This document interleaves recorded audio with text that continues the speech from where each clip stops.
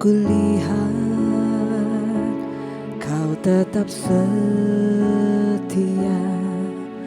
ingatkanku lagi, hidupku ada di dalam tanganmu.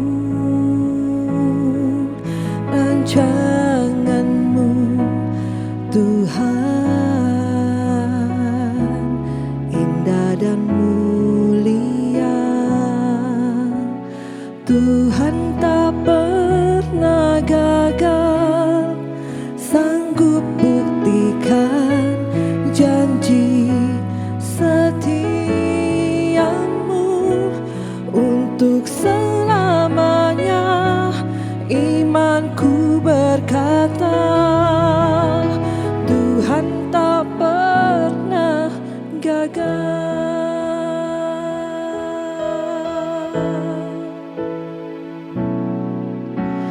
Ajarku mengerti saat jalanmu tak bisa kulihat, kau tetap setia. Ingatkanku lagi, hidupku ada di dalam tanganmu. Rancanganmu Tuhan, indah dan mulia. Tuhan tak pernah gagal, sanggup buktikan janji setiamu untuk selamanya. Imanku berkata, Tuhan tak pernah gagal. Tuhan tak pernah gagal, sanggup buktikan janji setiamu untuk selamanya. Imanku berkata, Tuhan tak pernah gagal.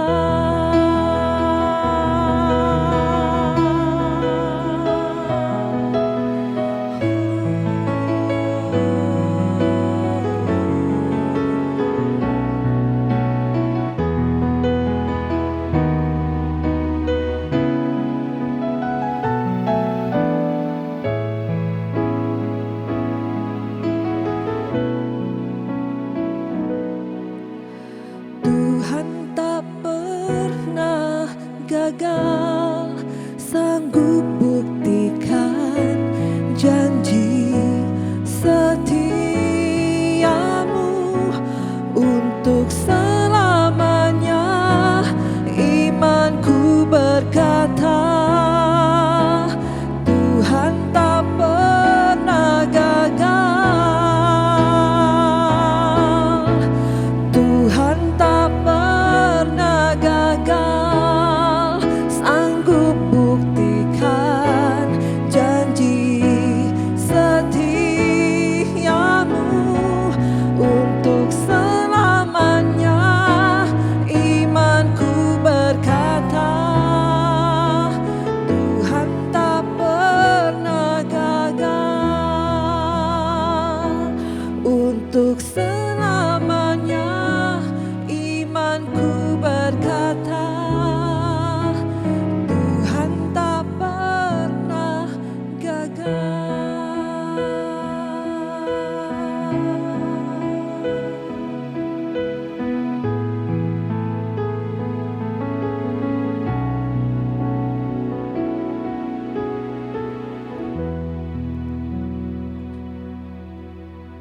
Di dalam renungan kita pada pagi hari ini, saya ingin mencoba mengambil satu tema dengan judul iman dalam sebuah resiko. Kita akan melakukan yang disebut dengan studi peristiwa terhadap sebuah kejadian yang begitu sangat populer yang ada di dalam kitab Perjanjian Lama, tetapi kisah ini juga dikutip atau digunakan oleh Tuhan Yesus sebagai ilustrasi untuk menerangkan iman kepada bangsa Israel. Peristiwa ini yaitu adalah peristiwa kesembuhan dari seorang panglima besar yang ada di negeri Aram, yaitu tentu kita tahu Naaman. Begitu sangat populernya Tuhan Yesus mencatatnya di dalam kitab Lukas pasal yang keempat ayat yang ke-27. Dikatakan demikian, dan pada zaman Nabi Elisa banyak orang kusta di Israel, dan tidak ada seorang pun dari mereka yang ditahirkan selain daripada Naaman orang Syria itu.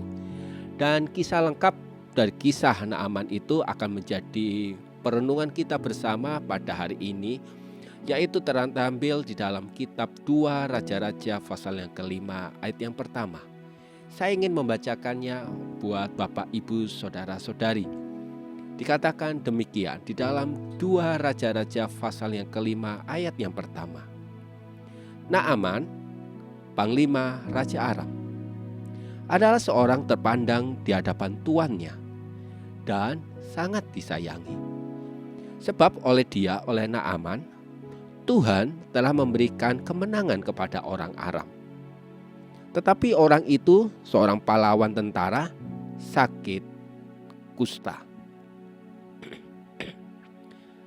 Naaman adalah orang yang terpandang di hadapan tuannya.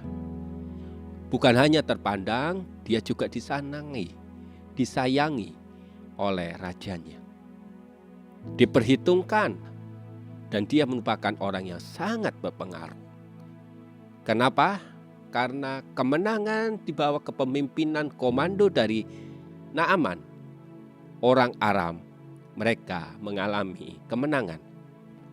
Di satu sisi yang lain, orang ini ternyata menderita satu penyakit kulit. Di sana ditulis penyakit kusta, yang pada waktu itu merupakan satu penyakit yang begitu sangat mengerikan. Inilah masalah dari Naaman. Meskipun Naaman orang yang terpandang, diperhitungkan, berpengaruh, kaya, dan berpendidikan, dia tidak lepas dari sebuah yang disebut dengan masalah. Pada ayat yang kedua sampai ayat yang keempat, ini yang sangat menarik, yang menjadi perenungan kita juga. Muncul seorang tokoh kedua dari 8 tokoh yang diceritakan oleh sang narator Alkitab pada waktu itu, yaitu wanita yang berperan sebagai tritagonis atau peran pembantu. Saya ingin membacakannya sebagai ayat perenungan sentral kita pada pagi hari ini, pada saat ini. 2 Raja-Raja pasal 5 ayat yang kedua. Orang Aram pernah keluar bergelombor dan membawa tertawan seorang anak perempuan dari negeri Israel. Ia menjadi pelayan pada istri Naaman. Identitas seorang anak perempuan dimunculkan oleh sang narator Alkitab sebagai seorang pelayan, seorang budak. Di sisi yang lain kita bisa melihat kepopuleran seorang Naaman. Tetapi di sisi yang lain kita juga bisa melihat orang yang tidak terpandang, orang yang tidak dikenal, orang yang jauh dari orang tuanya. Hidupnya dibatasi oleh berbagai fisik, terpenjara di dalam masa depan. Itulah yang dialami oleh seorang anak perempuan ini. Satu kata yang mencerminkan atau bisa kita simpulkan, memberi label kepada anak perempuan ini, yaitu kata kasihan ya hidupnya. Jauh dari kasih sayang keluarga. Hidup dari berbagai banyak batasan-batasan.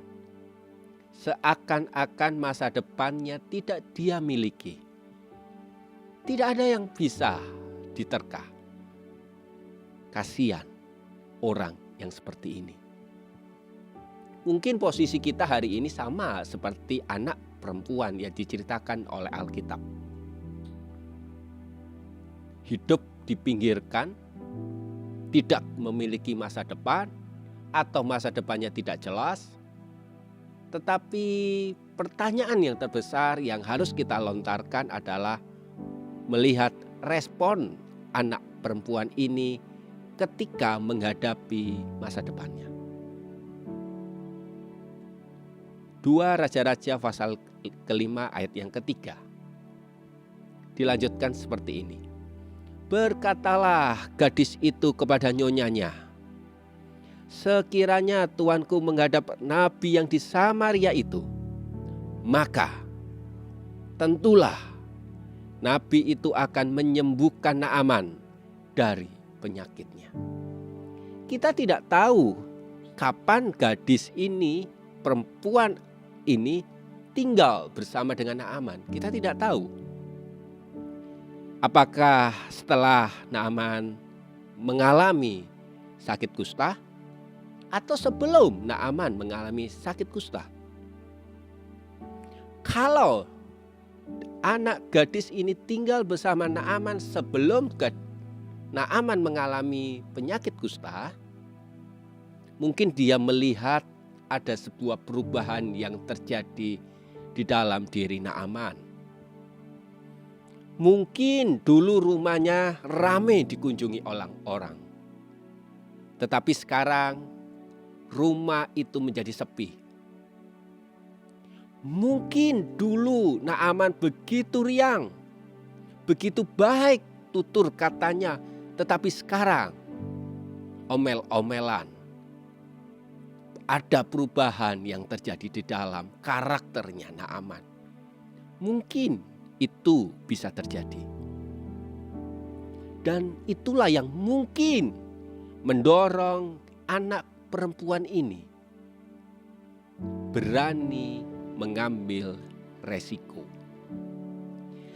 Saya lihat kehidupan anak perempuan ini tidak cuek dengan keadaan. Dia terlalu peduli dengan tuannya, yaitu Naaman. Seharusnya anak perempuan ini bisa berkata, syukurin, kapok. Karena orang Aram ini adalah musuh dari Israel dan anak perempuan ini adalah orang Israel. Tetapi tidak demikian dengan apa yang dilakukan oleh anak perempuan ini.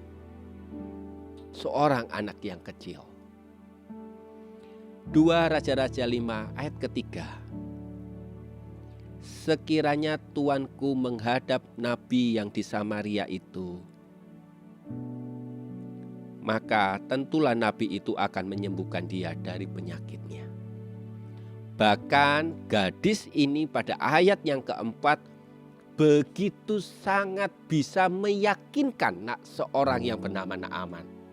Seorang yang terpelajar, seorang yang berpendidikan, seorang yang mempunyai pengaruh yang besar di bangsanya.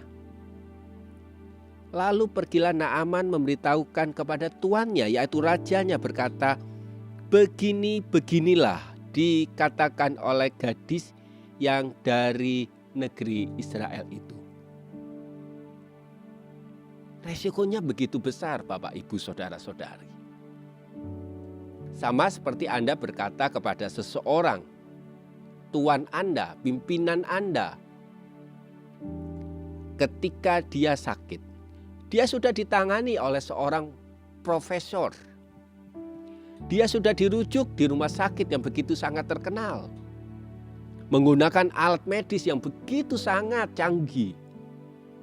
Tetapi anak perempuan ini berkata, pergilah di satu daerah yang pelosok yang tidak ada apa-apanya. Itulah Israel. Tetapi dengan sebuah keyakinan dia berkata, di sana ia akan mengalami kesembuhan. Iman selalu mengandung sebuah resiko. Anak gadis ini minimal dia akan mengalami penyiksaan kalau Naaman tidak sembuh. Yang kedua, maksimalnya anak gadis ini akan mengalami kematian ketika Naaman pergi ke Israel dan tidak mengalami kesembuhan. Tetapi iman anak perempuan ini begitu sangat besar. Dia berkata, ada nabi di Samaria. Dia ingin berkata bahwa di sana, di Samaria, ada Tuhan yang siap menyembuhkan. Itulah imannya. Disitulah ada kesembuhan. Disitulah ada Tuhan. Disitulah ada pelepasan. Itulah yang ingin diungkapkan oleh seorang gadis itu.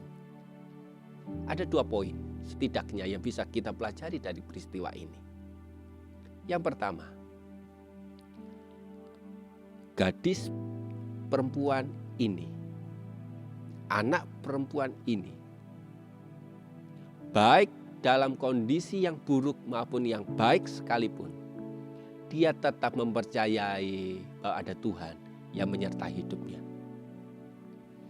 Apapun resiko yang diambil, dia ingin berkata bahwa aku tetap percaya kepada Tuhan. Aku tetap berharap kepada Dia. Aku tetap menggantungkan hidupku kepada Dia. Yang aku tahu bahwa Allah ada di Samaria. Yang kedua, di tengah dia minta kasihan, belas kasihan dari orang lain, tetapi dia ingin mengatakan, aku ingin mengasihi engkau. Dia begitu sangat peduli terhadap orang-orang yang ada di sekitarnya. Sikap hati seperti inilah yang dibutuhkan. Bukan hanya berkata, tolong peduliin aku deh dalam keadaan yang susah ini. Tolong ingatlah aku. Tolong semua lampu kamera sorot ke aku. Tidak. Dia tetap melihat orang-orang yang ada di sekitarnya. Dia tidak berkata kapok rasakno yo saiki trimo balesane. Tidak. Tetapi dia ingin berkata bahwa ada Tuhan yang besar. Ada Tuhan yang maha besar yang siap untuk memberi pertolongan kepada orang-orang yang peduli. Menurut saya, ketika Naaman kembali dari Israel, dia mengalami kesembuhan. Apakah dia akan dikembalikan ke Israel? Saya jawab tidak. Tetapi apakah dia akan menjadi seorang budak? Saya jawab tentu tidak. Dia akan mendapatkan satu hak privilege yang luar biasa dari seorang yang bernama Naaman. Masa depan itu ada di dalam tangan Tuhan. Dan dia tahu bahwa masa depan itu hanya ada ketika ia punya iman. Kalau hari-hari ini kita mengalami masa-masa yang penuh dengan penderitaan yang sulit buat kita, ayo kita tetap pertama mempercayai kepada Tuhan, dan yang kedua tetap mempedulikan orang-orang yang ada di sekitar kita. Karena masa depan kita sungguh ada di dalam Dia. Dan itu ada ketika kita beriman kepada Tuhan Yesus Kristus. Dia yang telah mati di atas kayu salib, memberikan pengharapan, memberikan sebuah keyakinan. Dan setiap iman yang kita naikkan tidak pernah akan disia-siakannya. Tuhan Yesus memberkati kita semua.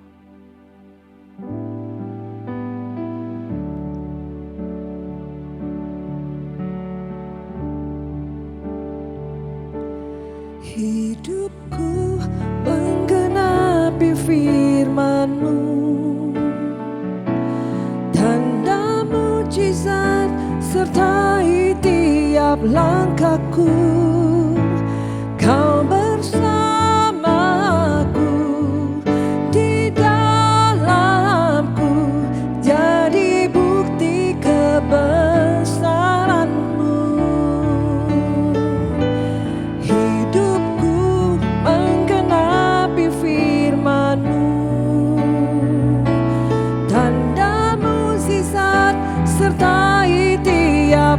langkahku. Kau bersamaku di dalamku, jadi bukti kebesaran-Mu. Kau bersamaku di dalamku, jadi bukti kebesaran-Mu.